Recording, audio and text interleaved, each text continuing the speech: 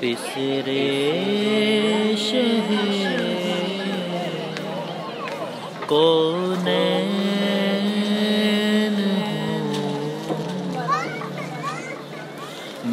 ہوں، میں حسین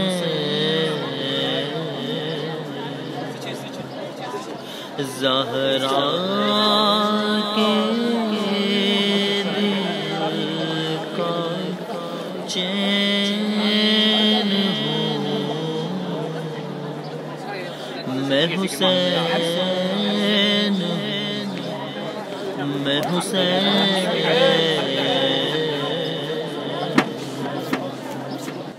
بسم اللہ الرحمن الرحیم۔ آج ہم جس ہستی کو سرنامہ کلام بنانے جا رہے ہیں انہیں سبط رسول صلی اللہ علیہ وآلہ وسلم، سید شباب اہل جنہ اور سید الشہداء کے القابات سے یاد کیا جاتا ہے۔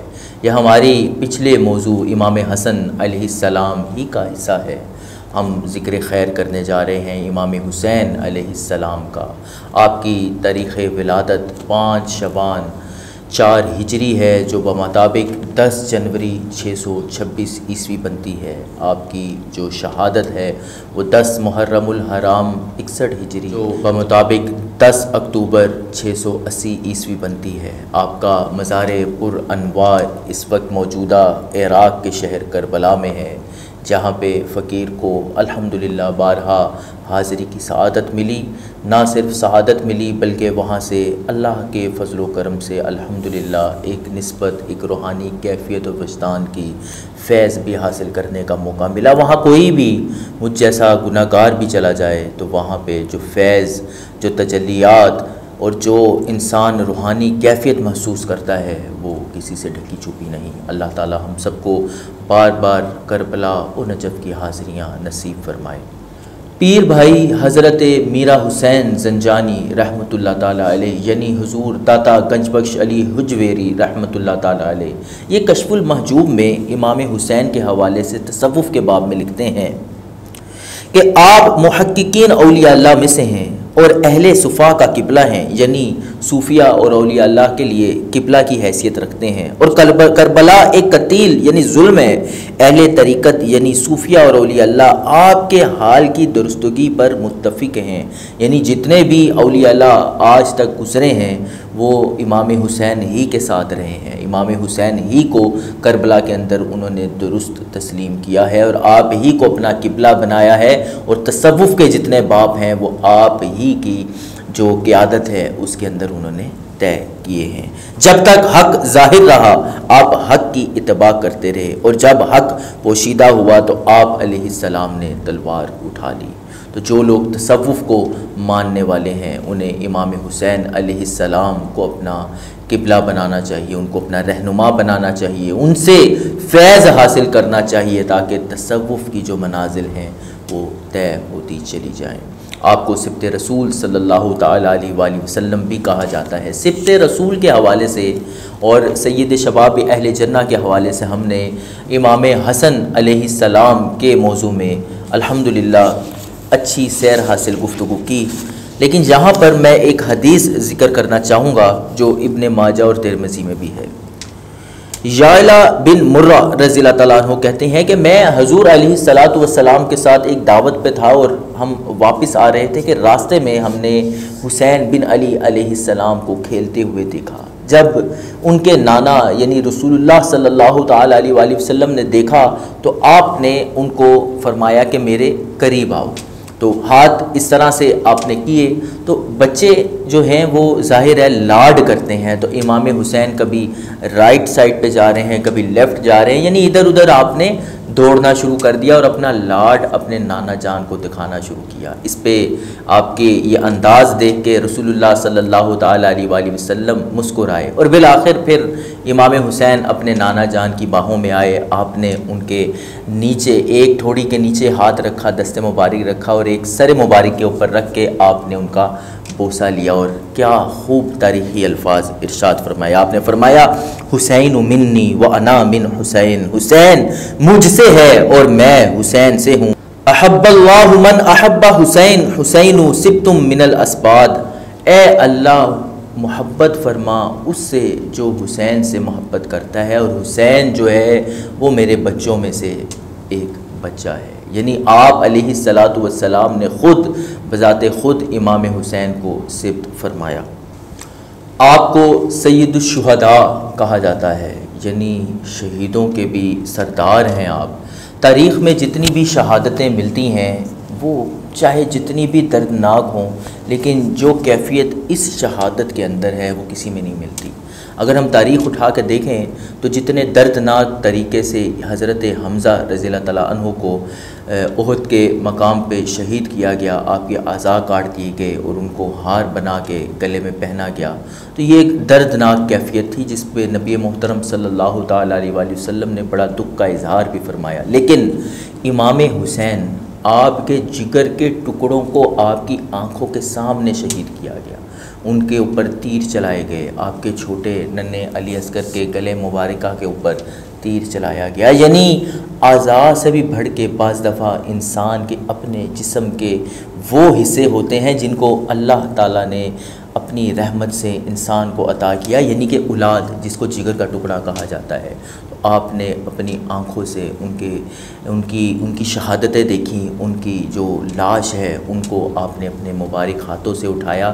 تو جو تکلیف آپ نے کربلا میں برداشت کی اپنی شہادت سے قبل، وہ اکثر شہادت کے بعد لوگ جو ہیں وہ اپنے اعضاء کٹنے کے بعد، جس کو مسلح کرنا کہا جاتا ہے، تو وہ اکثر بعد میں ذکر کیا جاتا ہے، لیکن آپ نے اپنی شہادت سے قبل ہی اپنے پیاروں کو کٹتے ہوئے دیکھا، ان کی لاشوں کو آپ نے اٹھایا، لیکن صبر کا دامن نہ چھوڑا، تو اس لیے آپ کو سید الشہداء کہا جاتا ہے۔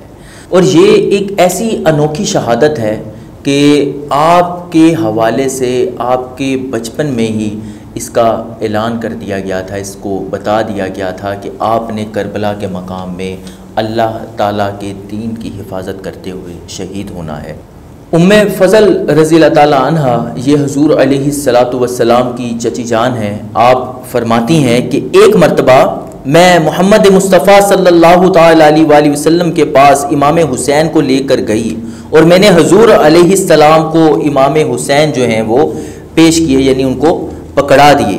آپ نے ایک طرف امام حسین علیہ السلام کو بٹھایا اور اپنا چہرہ مبارکہ دوسری طرف آپ نے فرما لیا، تو میں نے اس طرف جا کر دیکھا تو حضور علیہ الصلاۃ والسلام رو رہے ہیں۔ میں نے عرض کی یا رسول اللہ صلی اللہ تعالیٰ علیہ وآلہ وسلم کیا ہوا؟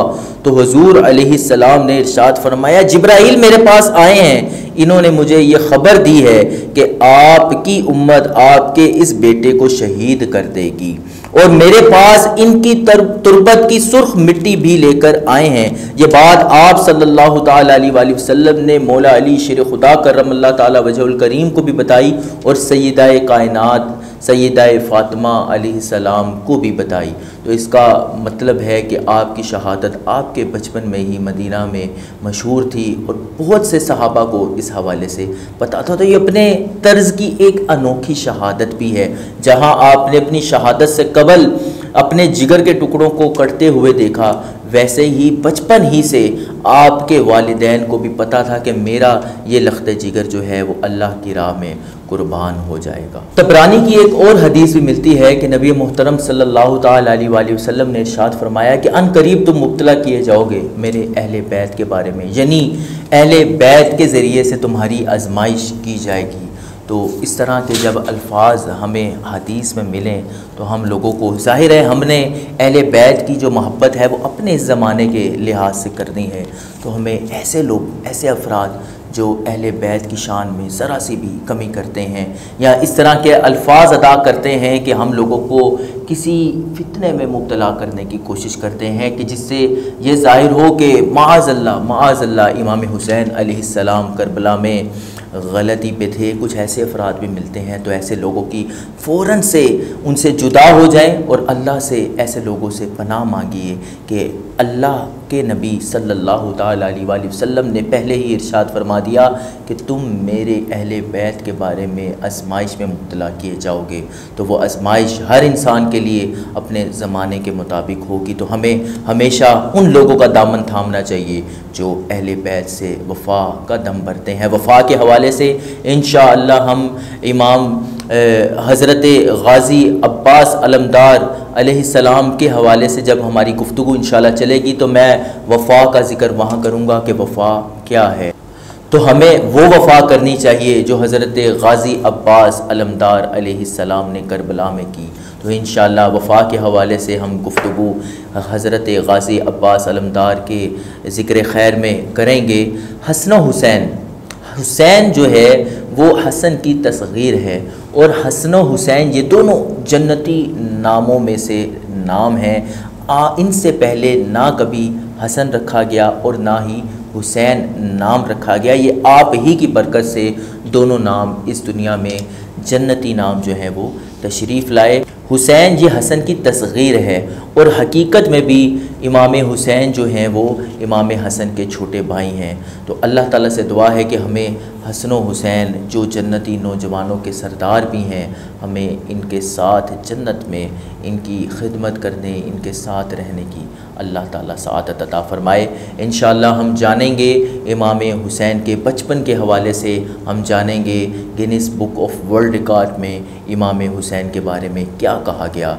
अल्लाह ताला हमारी मोहब्बत अहले बैत के साथ कायम रखे।